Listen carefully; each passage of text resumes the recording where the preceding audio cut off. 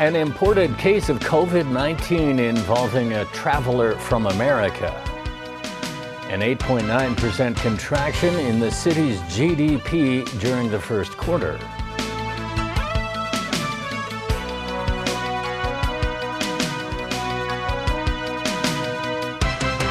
Hello and thank you for joining us. An imported case of COVID-19 was reported in the city today. It involves a traveler from the United States. That brings the tally to 1,040.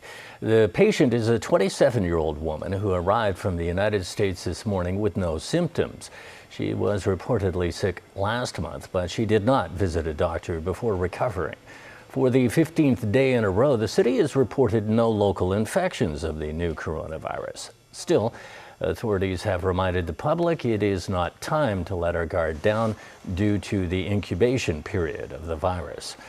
Now, hospital authorities expected to gradually resume non-emergency services at public hospitals within a month.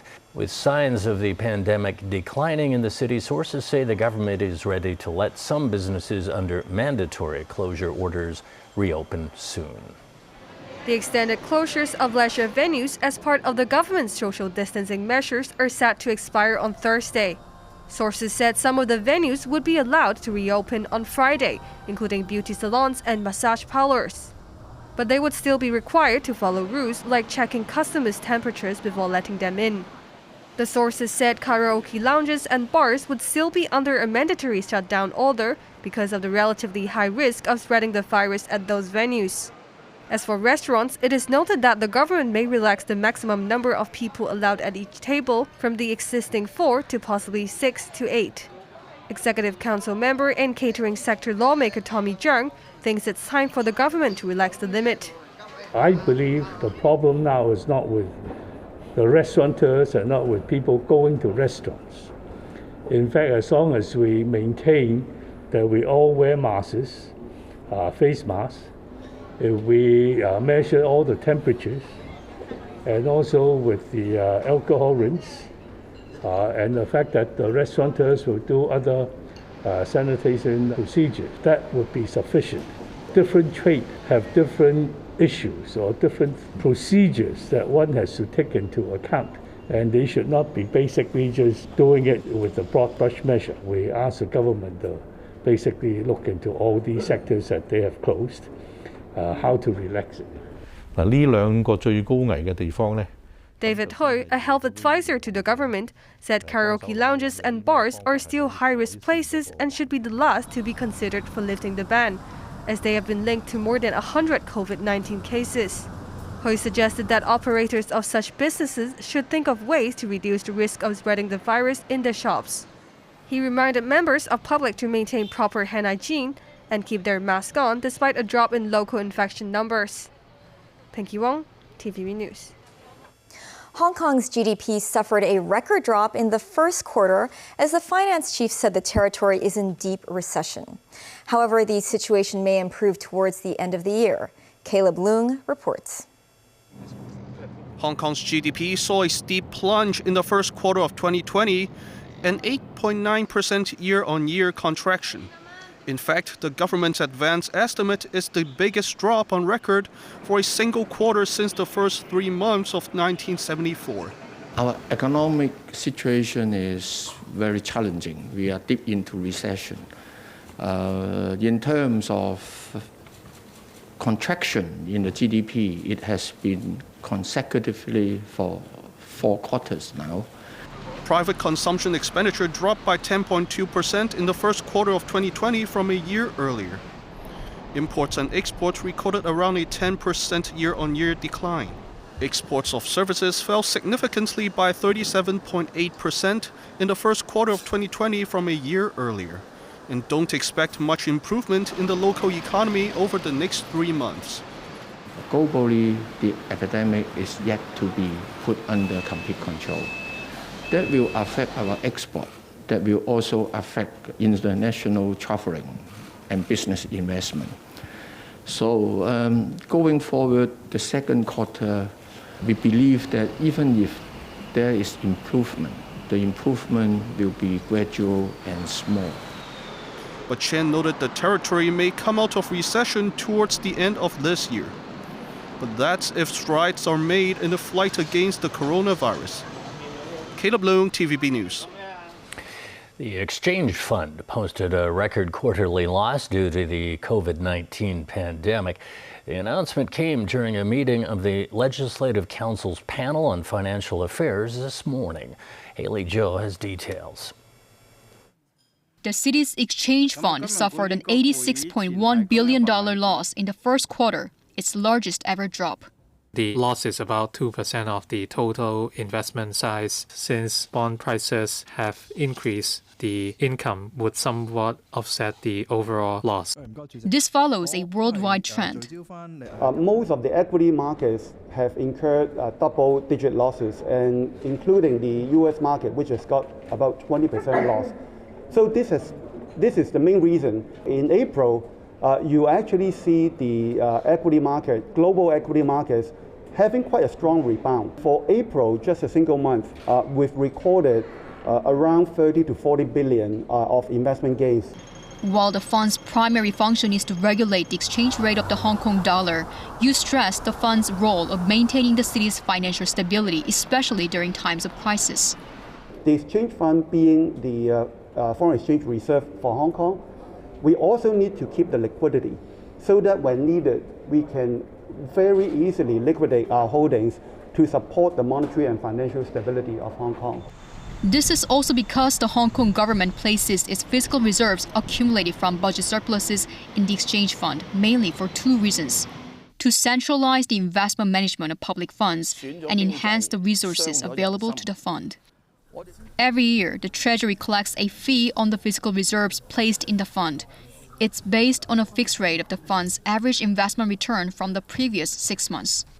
Last year, we paid more than $12 billion to the SAR government funds and statutory bodies. At the end of last year, the exchange fund had $4.2 trillion in assets. As for the outlook for the exchange fund, it's highly uncertain in the next few quarters. It depends a lot on how the pandemic develops. Haley Zhou, TVB News. Well, Britain will trial a new coronavirus tracing program as the government looks to minimize the risk of a second wave of infection. This comes as the number of deaths rose to 28,446. Only the United States and Italy have a higher death toll than Britain. Peter Koveas tells us more. Britain will trial a new coronavirus tracing program next week on the Isle of Wight just off the south coast of England. The mass testing system will have the ability to trace people who've been in contact with those who test positive. It is one component of a number. It's likely to be one component of a number of measures that will be needed. I would think it's unlikely that on its own it is going to be the single measure or the single intervention that will ensure that the virus is always under control. The government has been criticized for not rolling out mass testing earlier, which many believe could have saved lives. Meanwhile, later this week, Prime Minister Boris Johnson will review the current lockdown. He must find a way to get the world's fifth largest economy back to work without triggering a second deadly wave of COVID-19 infections. In Spain, morning commuters were required to wear masks on Madrid's public transport Monday. This was the first day of a new stage in gradual relaxation of the lockdown imposed earlier to slow the spread of the new coronavirus. Spain has seen a significant downward trend in reported new cases. Italians saw a slight easing of lockdown restrictions after 8 weeks. People are able to leave their homes more freely and more workplaces are reopening, provided they can meet social distancing rules. Restaurants and bars can only offer takeaways. Schools, cinemas, theaters, museums, and hairdressers will be reopened at staggered future dates. With roughly 29,000 deaths from COVID-19, Italy has the world's second highest toll after the U.S. Germany's famous Cologne Cathedral held its first public service since the coronavirus lockdown Sunday. 600 people usually attend Sunday Mass, but only a fraction of that came due to distancing rules. For the second straight day, Russia recorded more than 10,000 coronavirus cases. The country has more than 135,000 infections with nearly 1,300 deaths. A lockdown is in effect until at least May 12th to curb the spread of the disease. And with more people stuck at home, the country's seen an increase in dog adoptions. The companionship of a furry friend is one of the few bright spots of the lockdown. Peter Corveos, TVB News. For the first time since mid-March, New Zealand reported no new coronavirus cases. Last week, the country eased a month-long lockdown to help reopen the economy. Meanwhile, Japan will extend its nationwide state of emergency until May 31st. The edict was due to expire on Wednesday, the last day of a week-long national holiday. Japan has 15,000 COVID-19 cases and 500 deaths. Malaysia eased curbs on movement in businesses for the first time in 6 weeks. The government defended its relaxation despite a recent climb in infections, with Sunday's tally of the 122 new cases, the highest since mid-April. Students across Vietnam returned to school Monday after 3 months of class suspensions.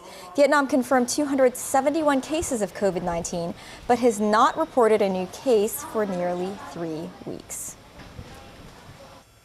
Still ahead, the LegCo president says outside legal advice suggests Starry Lee has the authority to take charge of the House Committee's functions of scrutinizing bills. Lands Department officials look into the controversy surrounding an assistant police commissioner's residence in a Clearwater Bay village house. And the majority of civil servants return to their offices for work.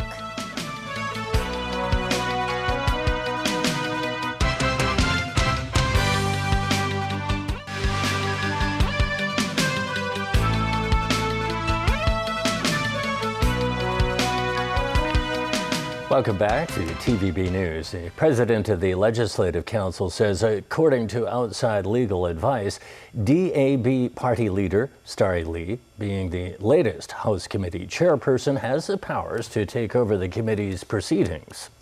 But the legal advice also says that Lee should not handle anything about the election of the committee's new chairman, as she is one of the candidates. Jackie Lin explains.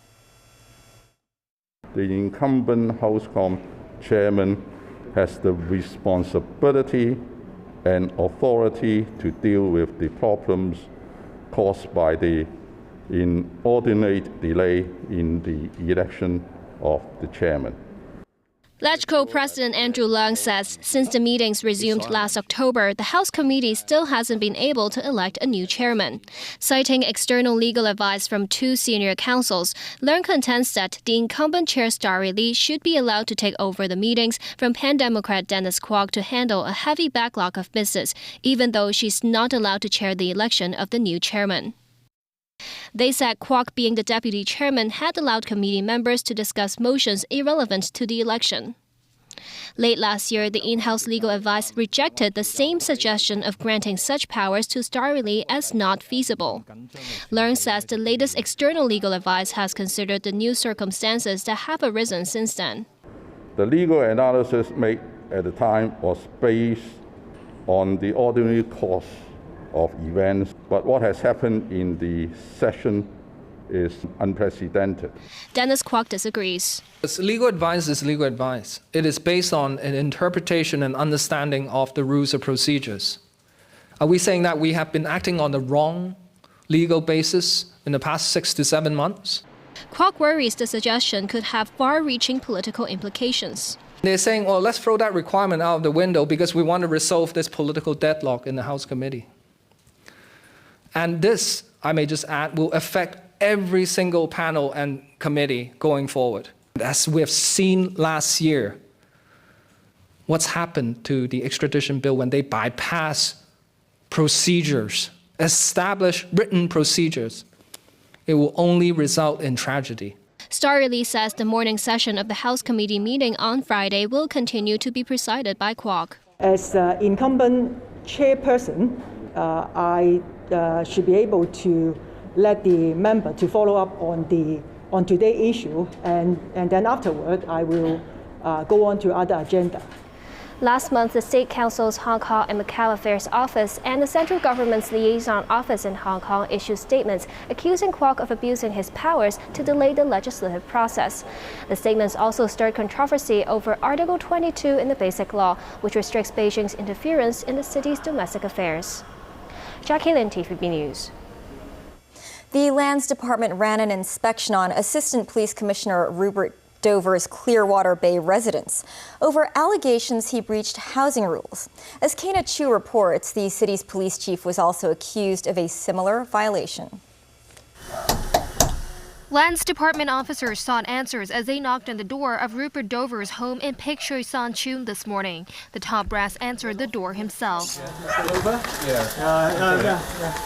They're from Lands Department. Come in and have a quick chat. Obviously, don't want to do this out here.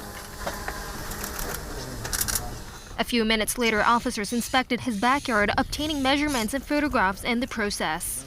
Also examined was the house's exterior. That's after the government earlier confirmed the abode erected on government land is a licensed structure. The discovery quickly saw media reports flooding in, scrutinizing whether the senior police officer had violated licensing rules. During the 19-minute probe, the Lands Department also knocked on the door of another property in the same village, but there was no response. The establishment is suspected of operating as hostel without a license.